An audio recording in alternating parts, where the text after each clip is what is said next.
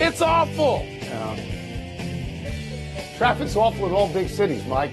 All big cities. No, Tony, it is, but it's worse. All big cities. In Brooklyn, around that basketball arena, trust me, I've been there. Yeah. I'd rather walk the Brooklyn Bridge than try to drive across it. Fine, don't go there. Go to the Garden. It's better. Welcome to PTI, boys and girls. In today's episode, the Cavs are hot. Clayton Kershaw wants back, and Jeff Saturday joins us for 5 good minutes. But we begin today with the big attraction in Las Vegas tonight. Spoiler alert, it's not the Super Bowl walk-up. It's the Edmonton Oilers trying to tie the all-time NHL record of 17 wins in a row against the defending Stanley Cup champs, the Vegas Golden Knights. Wilbon, do you like Edmonton's chances to tie the record tonight? Not really, Tony. And I like what I'm hearing from the Edmonton camp, where coach and players are quoted as saying, hey, you know, this is probably what we needed. I know the coach in particular has talked about his team playing just well enough to eke out some wins before the break, but they weren't playing all that well, and the rest might now give them some strong legs, and they can sort of recharge. I love that. I love that positioning. But, Tony, I did something. I went to see the opening of a game in Vegas. I didn't even stay for the game. I just wanted to see because I've heard about it. And it's a show. It's a show worthy of Las Vegas. It's great. And after that, if you stay for the game, there's a great home ice advantage that they have in Las Vegas. And so Edmonton's got to go against that. Look, I'm rooting for Edmonton and Toronto. That's what I do. I root for Edmonton and Toronto. I want to see those two teams face each other in the Stanley Cup final. That's what I want. And I'd love to see this record be taken as well. But, Tony, I don't know. I think that Vegas has a real advantage emotionally and maybe even just tactically going into this game tonight. I should probably not say a word here because I agree with everything that you've said. And I, too, want Edmonton to win. But this has been a really long layoff, Mike. They haven't played hockey in 9 days. Edmonton hasn't played in 9 days. They are walking into an atmosphere that is particularly hostile. And they're playing a quality team. These are the defending Stanley Cup champions. I want to get a couple of numbers here.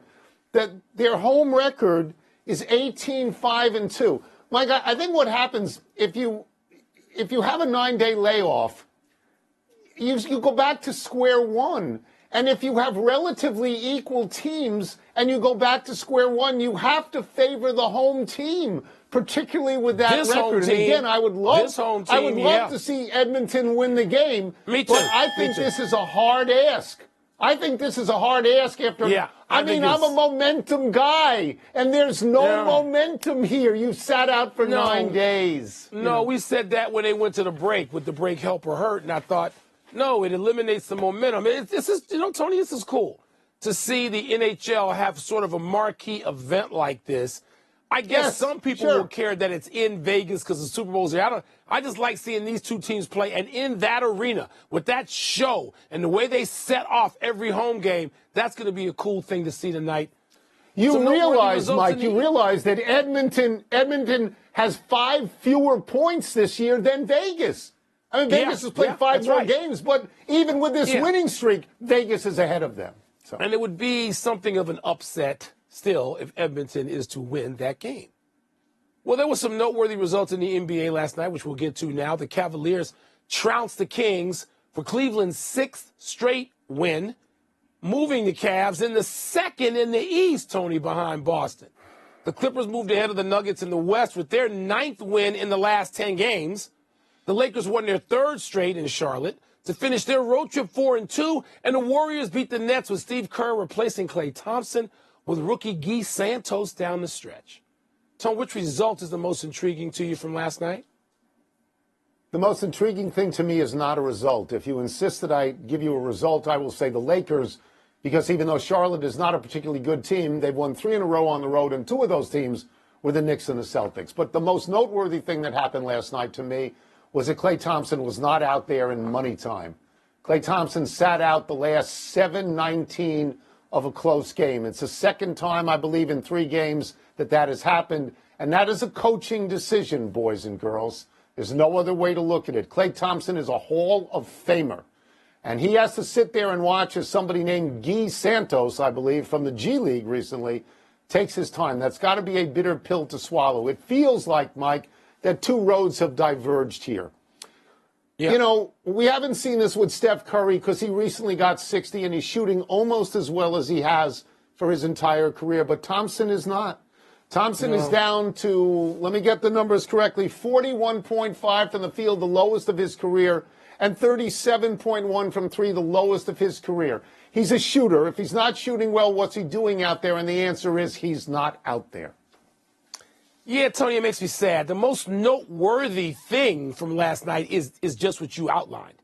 And I admit it bothers me. It bothered me to see the postgame with Klay Thompson, great as he is, great.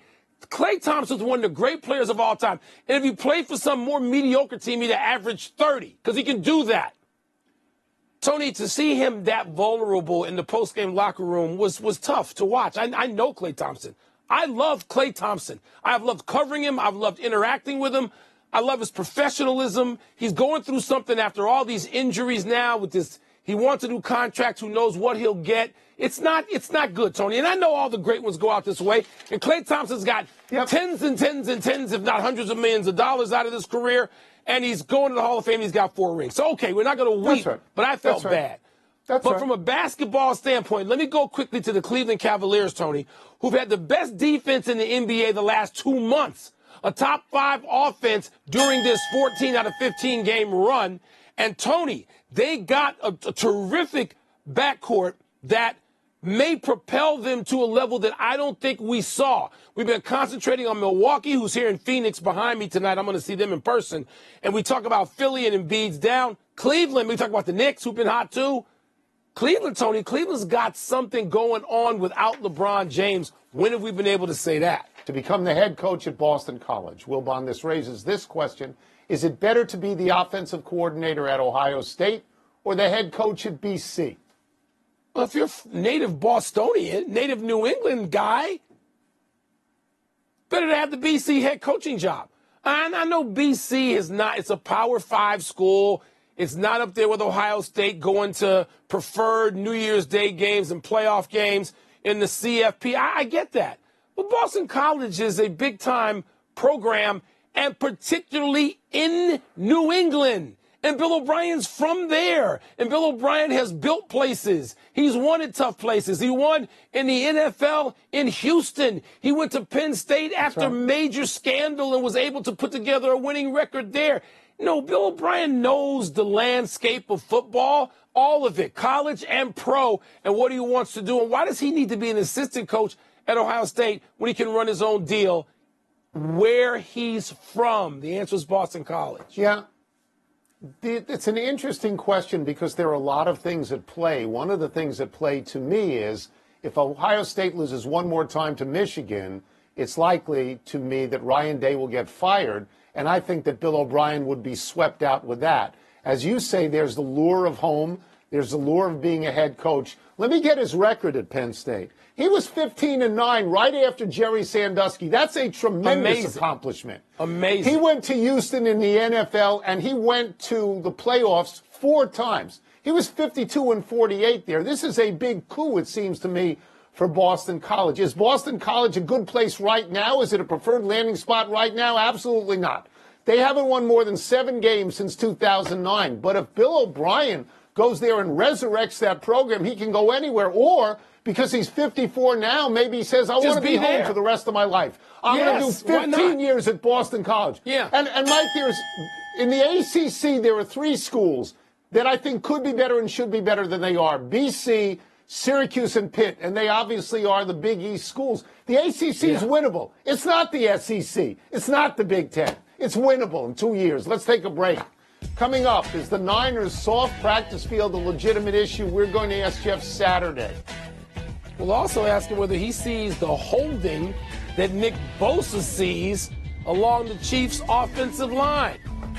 They hold a lot. Mike, it's the fork in the road for Klay Thompson. It is. You can't look at it any other way. It's Super Bowl week. We figured it might be nice to have someone who's actually won one. Our great friend Jeff Saturday. Let me consult the notes for the first question here. The 49ers have reportedly felt that their NFL installed practice field is too soft. Do you see a field that is too soft as a big issue, a little issue, or no issue at all? It's a massive issue. Listen, I'll tell you, a soft field, that is a dangerous field. Anytime that when you go to step and you feel your foot giving, you got to think all the cuts these guys are making. It is not something you want, and you feel like your feet get stuck, whether you're an offensive lineman, a receiver, a running back, and all of a sudden you're going one direction, your foot's stuck in the other. It is a massive deal, and I don't know how it all fell apart the way it did, but I can completely understand their frustration because that is the worst of all the conditions. That's the worst one you want to hear. Wow. See, Tony, we just got some education Yes, from Mr. sir. Saturday. Absolutely. I would have thought the opposite, but good to learn. Right now, that's good to hear from Jeff. I got to ask you about Nick Bosa's short and to the point description of Kansas City's offensive line play, in which he said they hold a lot. Jeff, to me, you could accuse any offensive line of that, but when you look at the Chiefs line, is that what you see? Well, you know who you can accuse that of? Anybody who's not going to make an NFL team, because if you ain't holding, you ain't making an NFL team. So Bosa, anybody else upset about it, like the great Howard Mudd once said, you got thumbs to grab beep, so you better grab it. So whatever Sunday, you better grab jerseys, grab people, because the dude behind you makes a whole lot of money, and you better protect him. So you got to, hey, I don't blame him for holding. I ain't mad at him. And I love that defensive linemen always want to talk. They hold us all the time. They grab us, pull us, yank us. They run their little pass games. They run linebackers through. They grab us and let a blitzer come free. I don't want to hear about it, man. Hey, if you don't get called, it ain't holding. If we ain't cheating, we ain't trying. No excuses, no explanations. Let's go play ball. Speaking of no excuses, which may not be, I love Howard Mudd. There's always this great Howard Mudd stories. The Chiefs left guard and first team All-Pro, Joe Thuney's battling that pec injury. And he says he's taking it day by day. Jeff, I mean, how hard is that to play with? What do you expect? I'm sure you've been through something like that during your long career. Give us a sense of what's going on there. This is not one you can really kind of push through. You always hear about like guys being hurt or injured. This is an injury, right? Like this is one that it's such a difficult thing to try to push. So every time as an offensive lineman that you grab a guy by his shoulder pads, it's basically a bench press or you're trying to pull him to you. But either way, your pec is going to be engaged. When you go to run block a guy and grab him, you're trying to push him off of you or push by him to rip to go get to a linebacker. All that is using your pec. And if it's biting every time you do it or it grabs or it's weak or you feel it, it's just one of those things that you can't really overcome. And I appreciate the toughness of Thuney. I think if he can, he will play. But if it's a significant tear, there's just no way to overcome that one. They're just you lose power, you lose effectiveness. A guy's going to run you over, and the last thing you want to do is give a short, way to Patrick Mahomes. You don't want that to happen. So yeah, I hate it for him, but I just don't see that one going Thuney's way. It's really something to get the perspective of someone who played the position that you do. I mean, we always talk about receivers and quarterbacks. Offensive line, this orientation is really wonderful. We'll get you out of here on this. We're 5 days out. Which way are you leaning now, Jeff? Who do you think's going to win? I'm leaning a little bit towards San Fran, but I'll put this with the caveat. If they stick to what they do exceptionally well, if they get into their bigger personnel, right, 2 tight ends, 2 backs, or, when with Juszczyk coming in there and get physical and run downhill at the Chiefs. Like the Ravens played right into Kansas City's strengths, right? They 6 DBs, 5 DBs, try to throw it around. They're too fast. You're not going to be able to be sideline to sideline. You got to go run at them. McCaffrey is a much more physical back than people give him credit for. But the problem is you got to stay patient and you got to stick to what you do. Too many coaches get thrown off in their game plan if Mahomes and they get up 10. Do you abandon the run game? You can't. Like their big plays can come from the run and then big play action after that. Trust that game plan, and that's why I give them a slight edge in this game. Again, it's a pick 'em for me. But that's where I am. That's where I'm leaning right now. Thanks as always, Jeff. Thanks so much. Appreciate it, Jeff. Thank you. Appreciate you, fellas. Let's take one last break. Still to come, Clayton Kershaw is not done yet.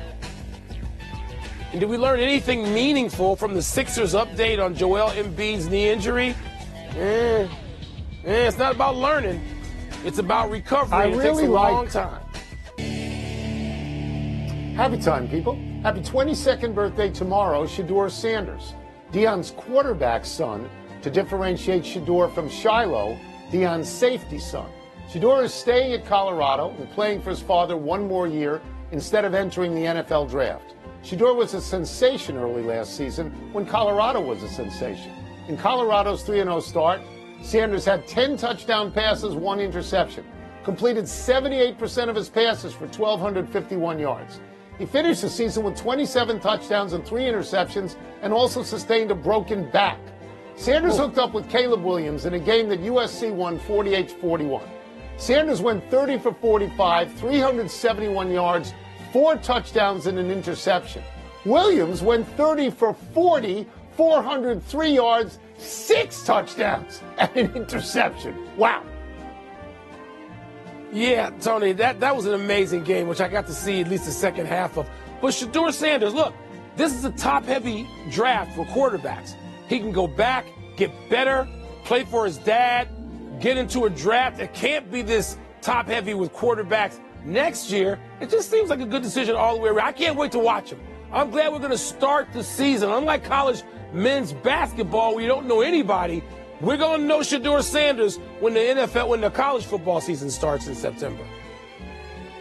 Not so happy anniversary, Andy Reid. On this day 19 years ago, the Patriots became the second NFL team to win 3 Super Bowls in 4 years by beating Reid and the Eagles in Reid's only trip to the Super Bowl with Philadelphia.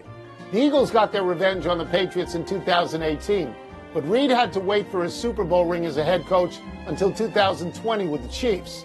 This Sunday, Reid has the chance to become just the 5th coach ever to win 3 Super Bowls. He would join Bill Belichick with 6, Chuck Noll with 4, and Bill Walsh and Joe Gibbs with 3. Belichick appeared in 9 Super Bowls.